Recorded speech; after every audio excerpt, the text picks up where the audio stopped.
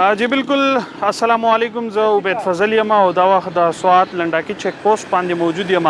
څنګه چې تاسو ته معلومه ده په ټوله دنیا کې د کورونا وایرس وبا خوره ده. دغه وبا سره نه صرف انساني ژوند بلکې د دې ترڅنګ کاروباري هلې ځلې چې دی هغه هم ډېرې زیاتې متاثره شوي دي. تاسو ته به پته حکومت په اتم مئی باندې تر 14 مئی پورې لاکډاون لګولی. په دغه لاکډاون کې په مختلفو شعبو باندې پابندیانې لګېدلې دي. په هغې کې د سیاحت شعبه چې ده هغه هم شامله ده. سوات چونکې یوه سیلګریزه سیمه ده او دلته زیاتره د خلکو دارومدار د معیشت هغه هم په سیلګرۍ باندې دی او د ملک ته مختلفو سیمو نه سیلګري هم دې سیمې ته راځي. دلته د دې ځای د ښایست کومه قدرتي ښکلا چې دې سیمې ته الله وربخلې ده د هغې د کتلو دپاره راځي.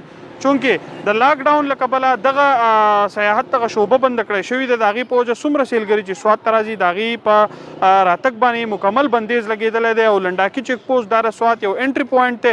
دلته چې کم سیلګري راځي هغه په دې انټري پوینټ باندې ودرئ، بلکې د دې ترڅنګ چې کم د سوات نه علاوه د نورو ضلعو خلک ته آوټ اف ډسټرکټ خلک ته هغې هم په دې چیک پوسټ باندې دلته ودرولی کېږي. د هغې باقاعده چیکینګ کېږي او بیا چې دی د دې ځای نه واپس کېږي. کم چې د سوات مقامي ولس دی هغې باقاعده خپل سوات ته په اسانتیا باندې تللی شي. د دې ځای مطلب کم خپل کور ته چې دی هغه په اسانتیا باندې تللی شي. زمونږ زیاتره چې کم د سوات ولس دی هغې په مختلفو ځایونو کې دلته ودونه شوي دي، بیا هغه هم ښادۍ دي د خلکو.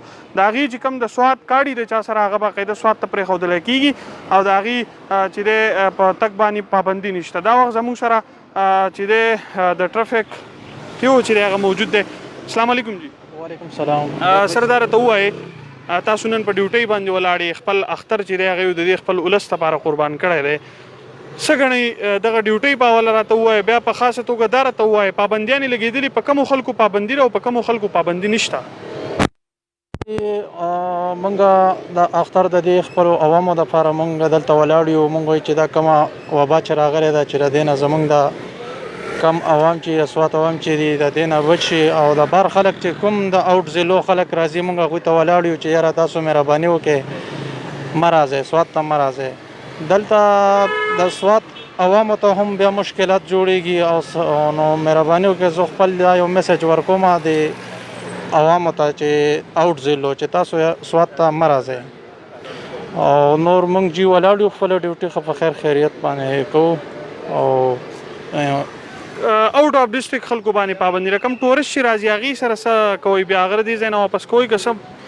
جی عبید بھائی ټورسټ والا موږ واپس کوو. افسرانو طرف حکم دی چې تاسو به نه پرېږدئ، آوټ ضلعو خلک به نه پرېږدئ جي سوات ته. ډېره زیاته مننه جي موږ له د وخت راکولو. کتونکو څنګه چې تاسو دې خبرې واورېدې یقینا آوټ اف ډسټرکټ چې څومره هم خلک دی په هغې باندې پابندي ده. هغه سوات ته چې دی هغه نشي راتلی او د سوات مقامي ولس چې دی هغه ښه په خوشحالۍ باندې د دې ځای نه رخصتېږي او خپل سوات ته ځي. تاسو دا وخت کتی شئ، تاسو کوم ځای نه رالی؟ پېښور نه. پېښور نه رالی؟ په ګاډي کې رالی؟ ګاډي کې رالی. نو دا ګاډی نه پرېږدي، ته خو پیدل روان یې؟ اوس په اندازه لګو چې پرېږدي که نه پرېږدي. ها اندازې لپاره راغلی. څه له راغلی سوات کې څه کوې؟ چکر دپاره. چکر له.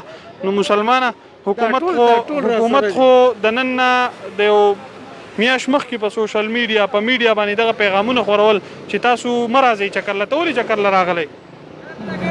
3 ورځې مخکې 3 ورځې پس راشه 4 ورځې پس راشه لاکډاون ختم شي چا سم ملاویږي که نه. او که نه. ښه ستاسو نوم دی؟ زما مستر خان. ته هم پېښور نه راغلی؟ پېښور نه. چکر له خلک روژه دې تېره کړه نو تاسو یې چې راز چکر پکې ورغلی؟ او بس روژه هم تېره کړه موږ چې زه بس روژه کې لاکډاون و بس موږ چې لاکډاون به ختم شي بس دې نه بس چکر ته موږ رالو. نو اوس خو تا نه پرېږدي خو څه پکې؟ نو چې نه م پرېږدي نو بس بیا به دوباره واپس بیا درومو موږ. دا خو تا ډېر غټ سفر وکړو، ډېر غټ تاوان به دې هم کړی، نو بیا به ځې؟ تاوان موږ زه حکومت هم اختر دی او عوام هم اختر دی، بس حکومت والا به هم چوټي کړي عوام والا هم ولاړ به شي. ښه چانس موږ وایو چانس په چانس خو دې ونه لګېد اوس پسې کې؟ اوس به واپس کېږو بس څه وکړو. واپس به ځې انشاءالله. بس وروره مونږ خو د سر د خفګان اظهار کولی شو، نور هېڅ نشو کولی ځکه چې لاکډاون دی پابندي لګېدلي. زمونږ میلمانه یې سوات ته راغلي نو الله مو ښاد ساته او آباد ساته. کتونکو څنګه چې تاسو د دې میلمنو خبرې واورېدې دا د پېښور نه راغلي دي او وایي چې یاره مونږ سوات ته چکر دپاره راغلي یو سیل دپاره.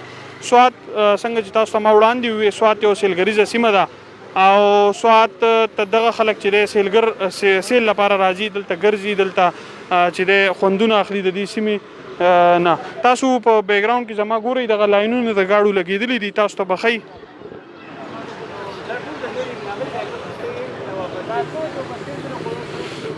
تاسو ګورئ دا د سوات مقامي ګاډی او دی لاړو او چې کوم د آوټ اف ډسټرک خلک یې هغه د دې ځای نه باقاعده واپس کیږي مخکې ولس سره به خبرې کوو چې یاره د دغه لاک ډاون له کبله د سیاحت چې کومه شعبه ده هغې ته څومره نقصان ورسېدو او چې کوم د سوات ولس ته ځکه چې د هغې ټول دارومدار د معیشت چې دی هغه په سیاحت باندې دی هغې ته څومره نقصان ورسېدو دا سیلګروم راغلي د دې سره خبرې کوو مو سره دوه خبرې کې دا ټول سیلګري دي کتونکو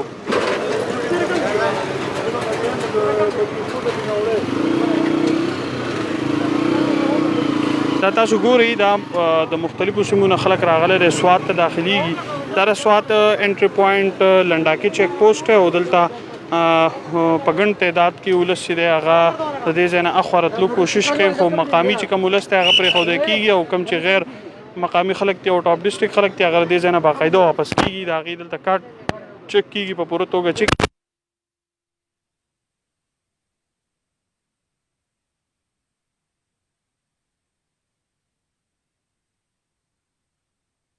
ګورئ دا موټر سایکل والا چې دي دا سیلګري دي دوی راغلي دي د سیل لپاره سوات ته د دې ځای نه چې دی واپس کېږي تاسو ګورئ مونږ د دې خپل سوشل میډیا د پاڼې په ذریعه باندې هغه ولس ته هغه خلکو ته پیغام ورکوو چې یاره تاسو سوات لګېدلی په دې کې سوات ته د راتلو کوشش مه کوئ که نه ستاسو به هم دغه حال د دې ځای نه به واپس کېږئ مهرباني وکړئ سوات ته د راتګ کوشش مه کوئ ځکه چې په سوات کې په دغه سیاحت تاسو چې سله راځئ په هغې پابندي لګېدلې که څوک د دې ځای نه وا هم وړي د دې چک پوسټ نه اخوا تیر شي نو بیا په مانیار کې دغه رنګه بیا چې کوم سیاحتي علاقو ته دلته چې کوم زموږ پولیس ولاړ دي هغې دغه اخترونه د دې خپل ولس لپاره قربان کړي دي په خپلو ډیوټیانو باندې ولاړ دي تاسو ته مونږ یو ځل بیا اپیل کوو چې سوات ته د راتګ مه کوئ 3 ورځې پس کله لاک ډاون ختم شي بیا راشئ د سوات دغه سیلګریزې سیمې ستاسو انتظار کوي ستاسو به په ښه شان میلمستیا د یو بل پروګرام دپاره خپل کوربه عبید فضل له اجازت راکوئ د